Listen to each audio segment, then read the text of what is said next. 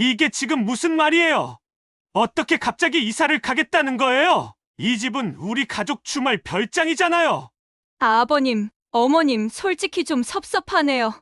저희가 얼마나 이 집을 아끼고 가꿨는데 2달 전만 해도 앞마당 잔디도 새로 심었고 텃밭도 정리했잖아요. 이 집은 별장이 아니라 내 집이야. 너희 집이 아니라 우리 집이야. 우리가 대출까지 받아서 지은 집인데 이젠 너희 별장이 됐다고? 주말마다 와서 파티하고 가면 쓰레기는 누가 치우는 줄 알아? 흙투성이 발자국은 누가 닦는지 아냐고? 아버지, 어머니! 지금 저희더러 나가라는 말씀이세요? 이 집에 저희가 얼마나 투자했는데요. 인테리어비만 해도 수천만 원인 거 아시잖아요. 우리 돈으로 산 땅에 우리 돈으로 지은 집이다.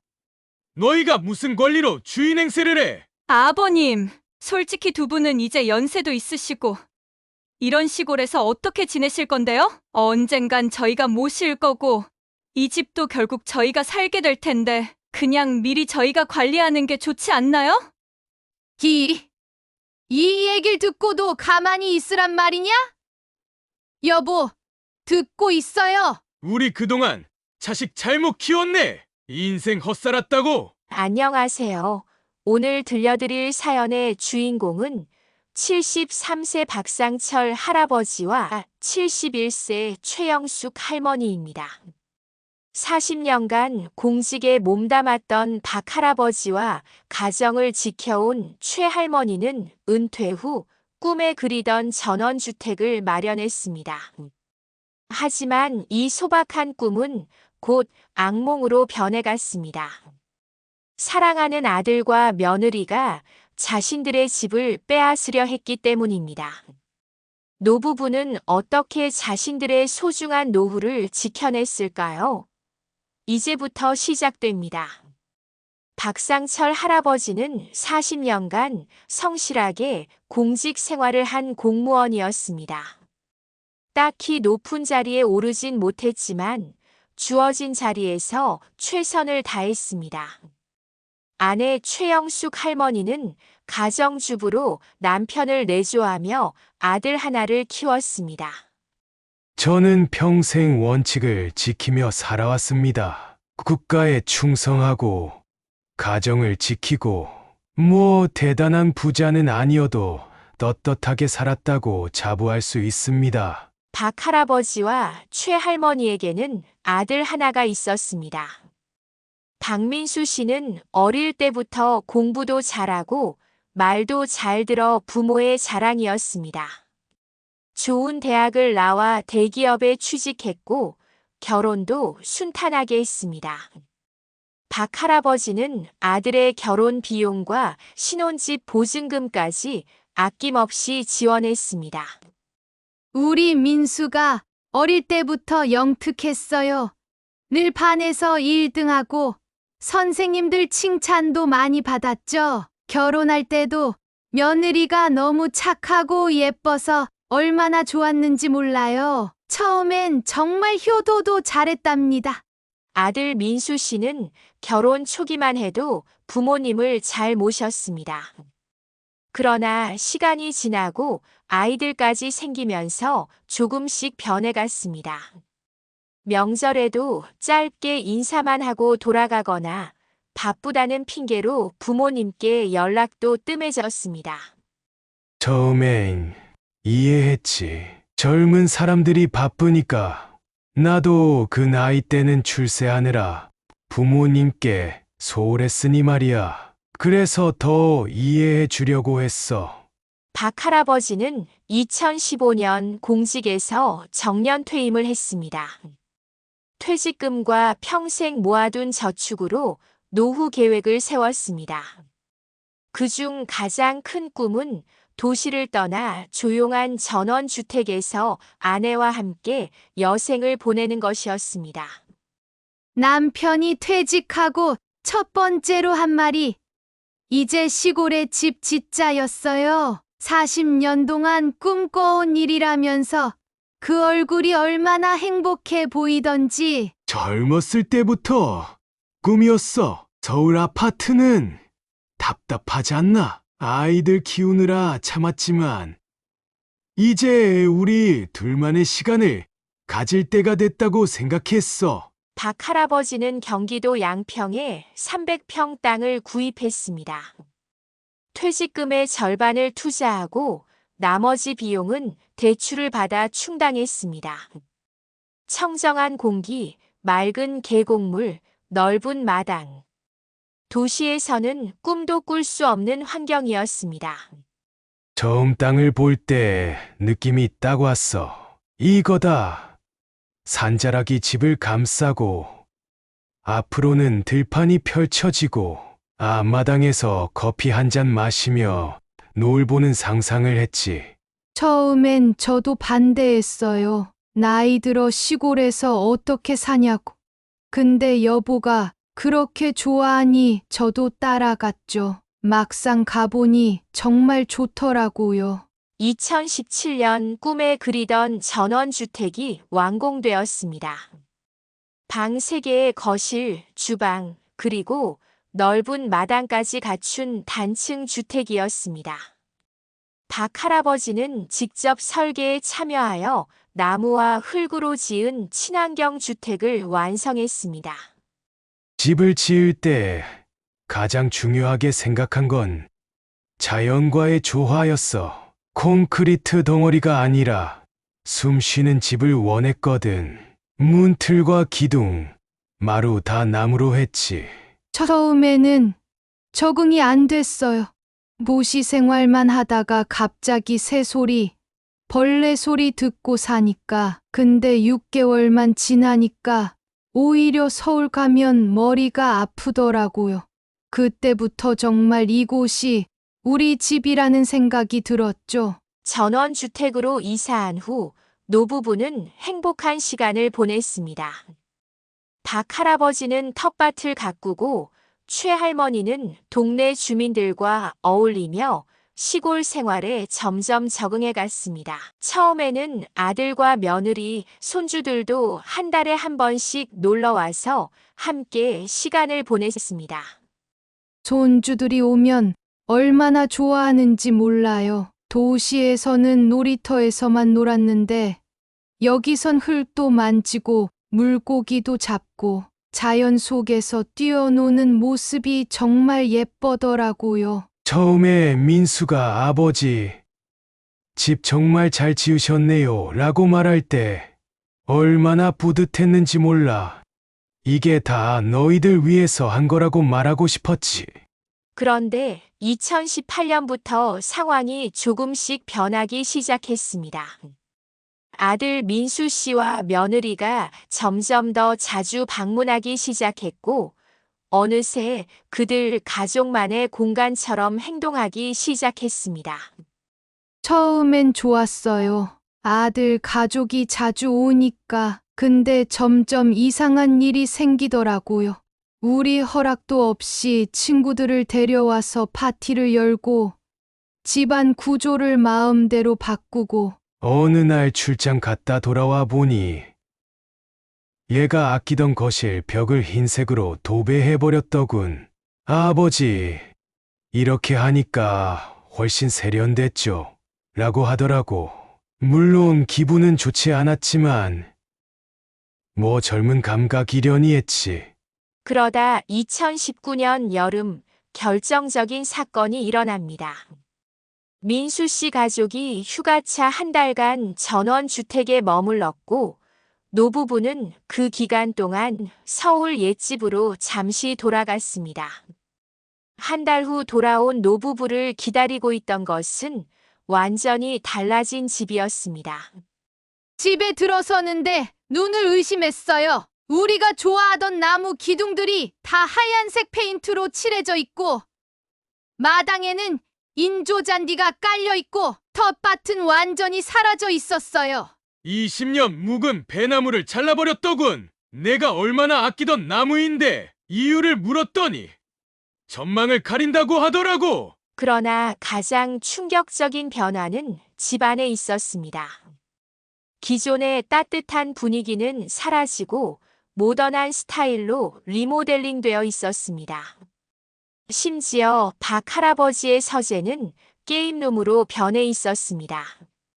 내 책들은 다 어디로 갔는지 물었더니 차고에 박스로 정리해놨다는 거야. 40년 모은 책들인데 제일 화가 났던 건 우리 의견을 전혀 묻지 않았다는 거예요. 마치 이 집이 자기네 집인 것처럼 행동하는데 그때 처음으로 뭔가 잘못됐다는 생각이 들었어요. 노부부는 아들 부부와 대화를 시도했지만 오히려 역효과가 났습니다. 민수 씨와 며느리는 자신들이 집을 업그레이드했다며 오히려 고마워해야 한다는 반응이었습니다. 아버지, 어머니, 저희가 얼마나 투자했는지 아세요? 인테리어만 3천만 원이 넘어요. 이제 이 집이 동네에서 제일 멋진 집이 됐다고요. 친구들이 다 부러워해요. 아버님, 어머님, 솔직히 이전 모습은 너무 낡았어요. 요즘은 전원주택도 세련되게 꾸미는 추세거든요. 저희 유튜브에 올렸더니 좋아요가 몇백 개씩 달린다니까요. 그런데 왜 우리한테는 한마디도 상의하지 않았니?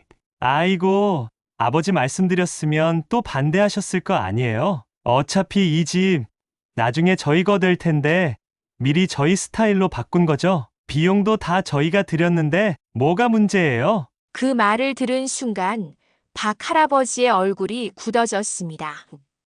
자신이 평생 모은 돈과 퇴직금, 거기에 대출까지 받아 지은 집을 아들이 당연히 자기 것으로 여기고 있다는 사실이 충격이었습니다. 누가 그래? 이 집이 언제 내 집이 된다고 그래? 아버지, 현실적으로 생각해 보세요.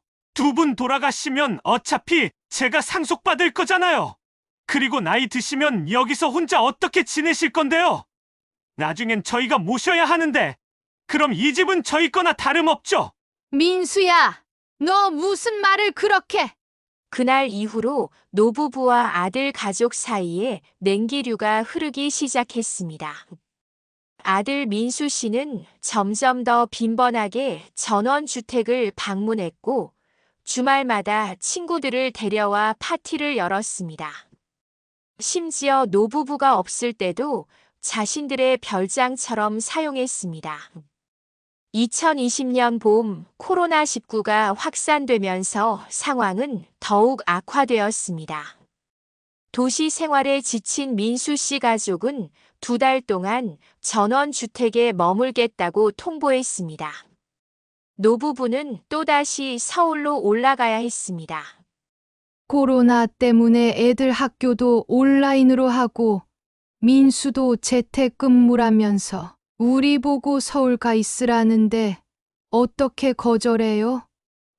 그래서 또 올라갔죠. 솔직히 그땐 이미 의심이 생겼어. 왜 그렇게 우리 집에 집착하는지. 근데 또 자식인데 어떻게 밀어낼 수도 없고. 그러나 2달이 지나고 돌아온 집은 더 이상 그들의 집이 아니었습니다. 박 할아버지가 그렇게 아끼던 마당은 주차장으로 변해 있었고 텃밭은 완전히 사라져 있었습니다. 게다가 한쪽 벽을 허물어 거실을 확장한 흔적도 있었습니다. 허가도 없이 벽을 허물다니. 이게 건축법 위반이라는 걸 모르나?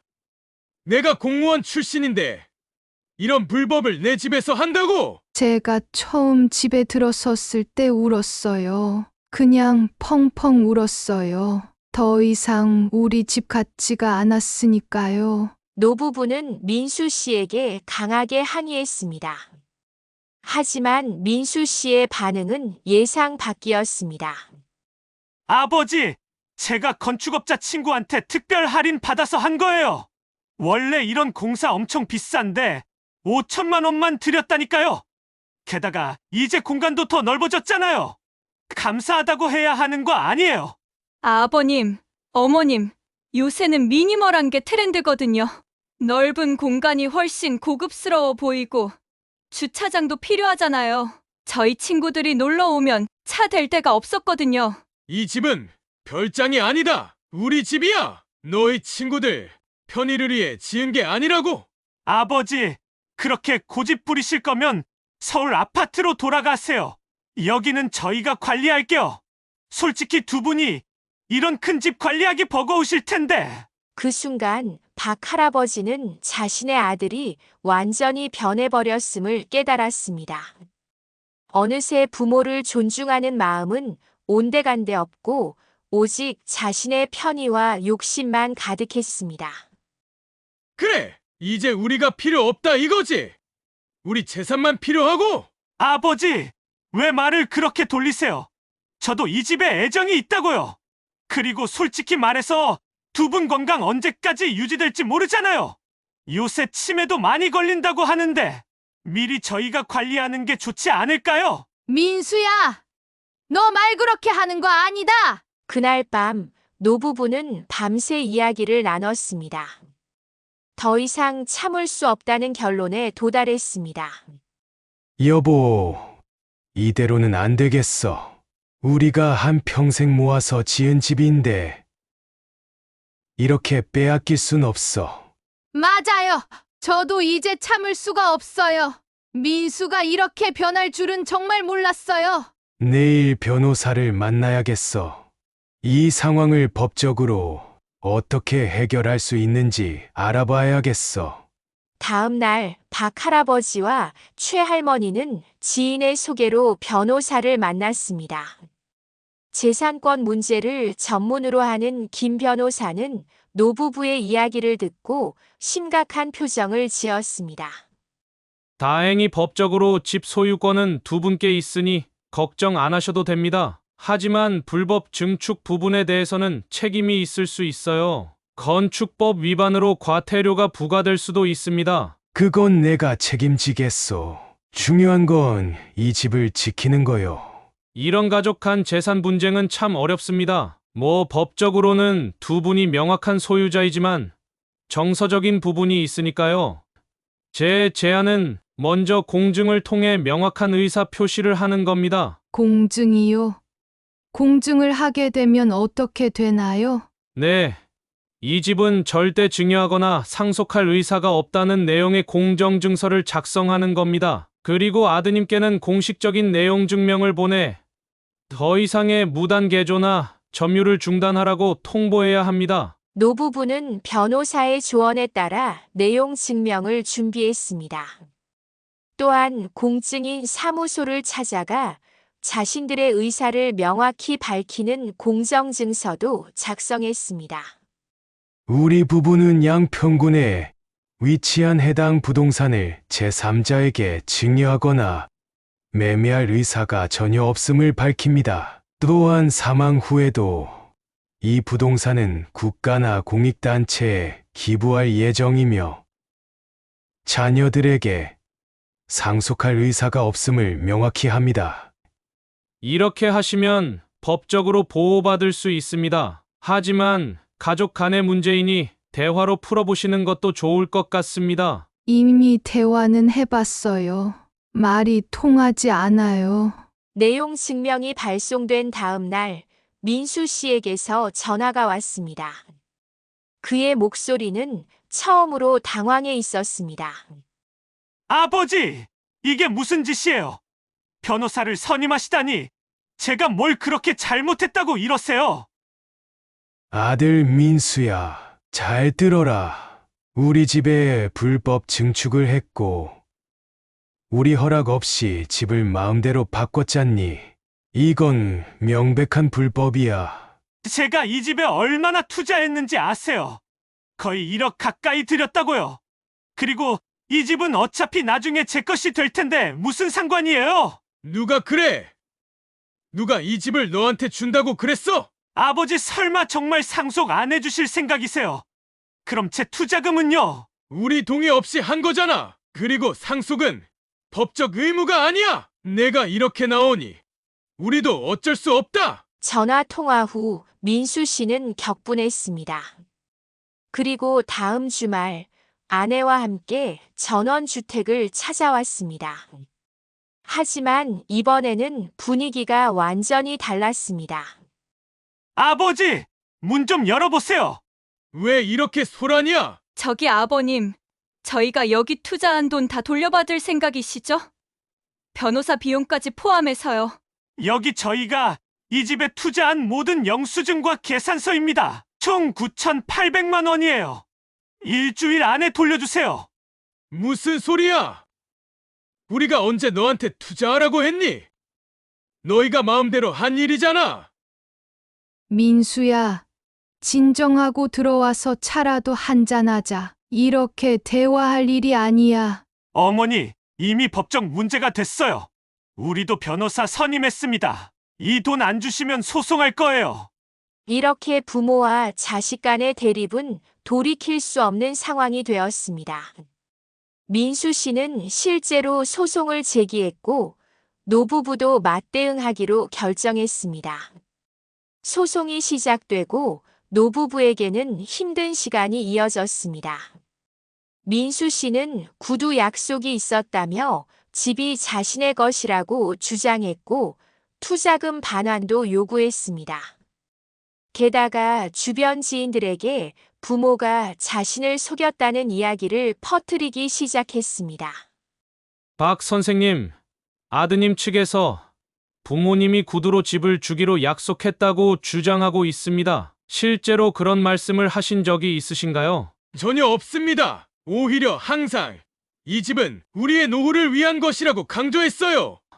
그럼 다행입니다. 그리고 아드님이 무단으로 개조한 부분에 대해서는 건축법 위반으로 역소송도 가능합니다.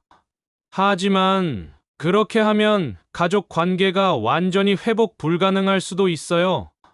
이미 회복이 불가능해진 것 같아요. 우리 아들이 이렇게 변할 줄 몰랐어요. 재판은 6개월 동안 이어졌습니다. 그 과정에서 민수 씨 부부는 여러 차례 노부부를 압박했고 심지어 노부부의 이웃들에게 찾아가 자신들의 입장을 설명하기도 했습니다. 이웃들 사이에서는 자연스레 소문이 퍼졌고 노부부는 심리적으로 큰 상처를 입었습니다. 박 선생님, 요새 많이 힘드시죠? 아드님이 우리한테도 찾아왔었어요. 부모님이 치매 초기라 판단력이 흐려지셨다고 하더라고요. 뭐라고요? 내가 치매라고요? 저는 당연히 안 믿었죠. 박 선생님이 얼마나 또렷하신데. 근데 그런 소문 퍼뜨리고 다니니 걱정됐어요. 하지만 법원의 판단은 명확했습니다. 2021년 3월 재판부는 민수 씨의 청구를 모두 기각했습니다. 재판장은 명확한 증여 약속이 없었고 무단 개조는 오히려 불법이라고 판시했습니다.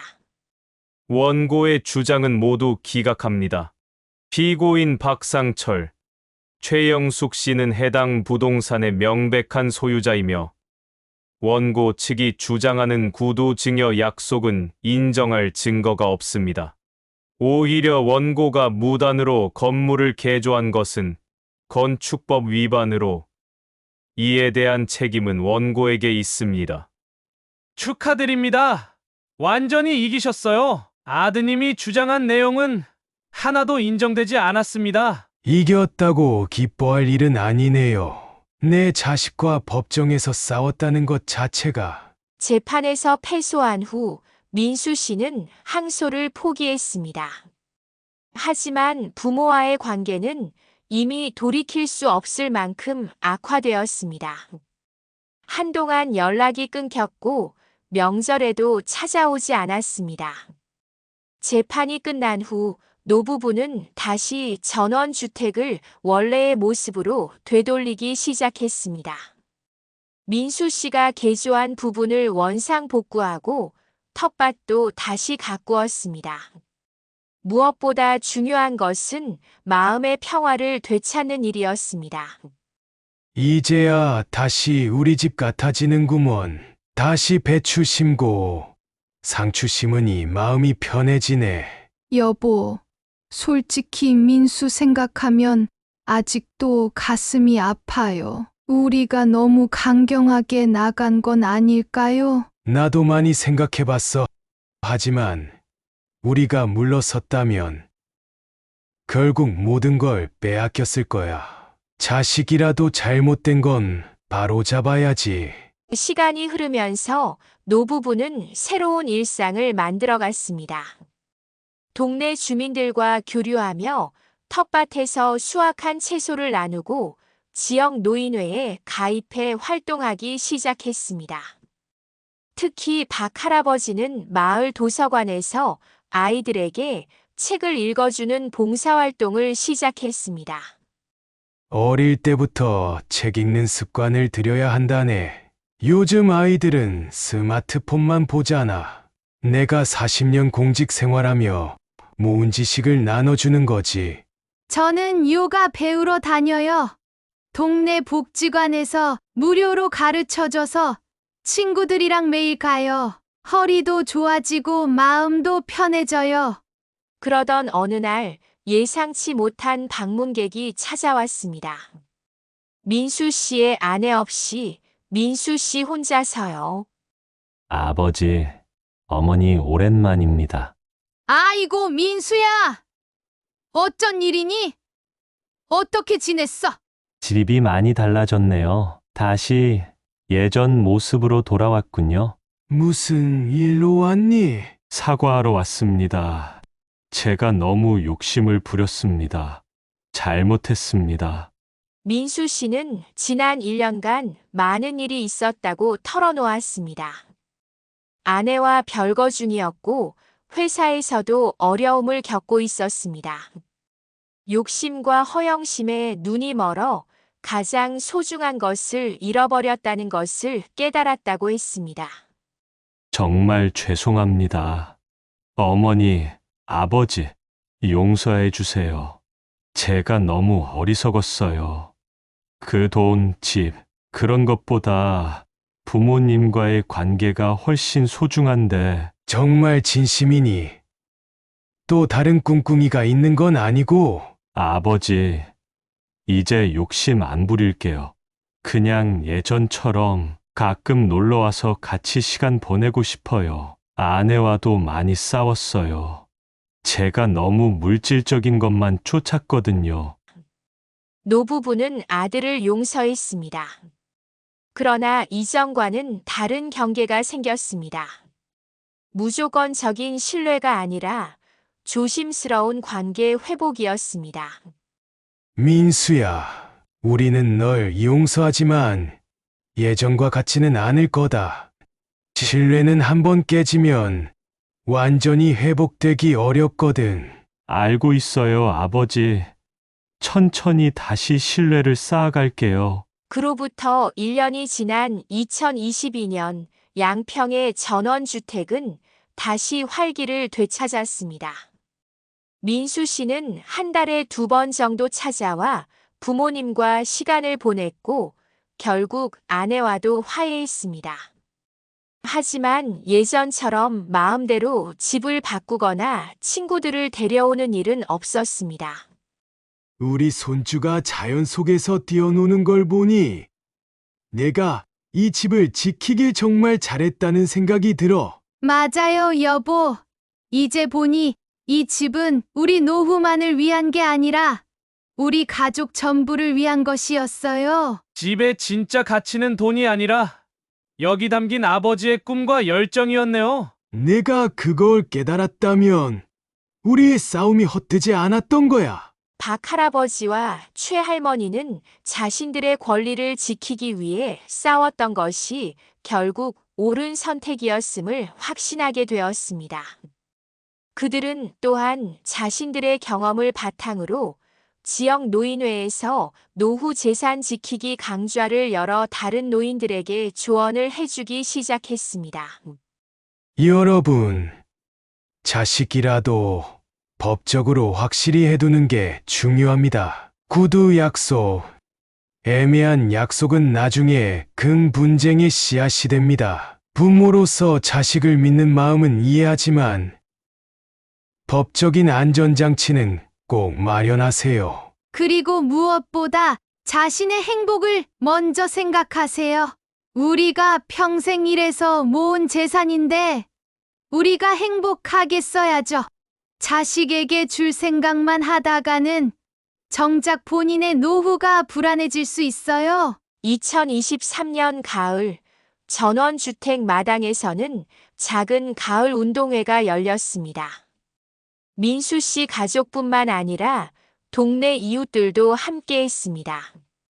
텃밭에서 수확한 농작물로 음식을 만들고 함께 즐기는 시간이었습니다. 처음 이 집을 지을 때 꿈꿨던 모습이 바로 이거였어. 가족과 이웃들이 함께 모여 즐거운 시간을 보내는 거. 우리가 포기하지 않아서 다행이에요. 이 모든 행복을 놓칠 뻔했어요. 이제 박할아버지와 최할머니는 전원주택에서의 생활을 온전히 즐기고 있습니다. 자식에게 빼앗길 뻔했던 집을 지킨 것은 단순히 재산을 지킨 것이 아니라 자신들의 인생과 존엄을 지킨 것이었습니다. 제 이야기를 들어주셔서 감사합니다. 저는 여러분께 몇 가지 말씀을 드리고 싶습니다. 첫째, 자식이라도 재산 문제는 법적으로 명확히 하세요. 구두 약속, 애매한 기대는 나중에 큰 분쟁이 됩니다. 둘째, 여러분의 노후는 여러분 스스로 지켜야 합니다. 자식에게 모든 것을 의지하거나 맡기지 마세요. 셋째는 자신의 권리를 지키기 위해 목소리를 내는 것을 두려워하지 마세요. 나이 들었다고 해서 누군가에게 무시당할 이유는 없습니다. 노후에 즐기고 싶은 것이 있다면 미루지 말고 지금 즐기세요. 평생 열심히 살아온 보상을 지금 누리셔야 합니다. 이 이야기가 여러분에게 작은 울림이 되었기를 바랍니다. 노후에 자신의 권리를 지키고 행복을 찾아가는 용기를 내시길 바랍니다. 구독과 좋아요, 그리고 댓글은 저희에게 큰 힘이 됩니다. 시청해 주셔서 감사드리며 다음 사연으로 찾아뵙겠습니다.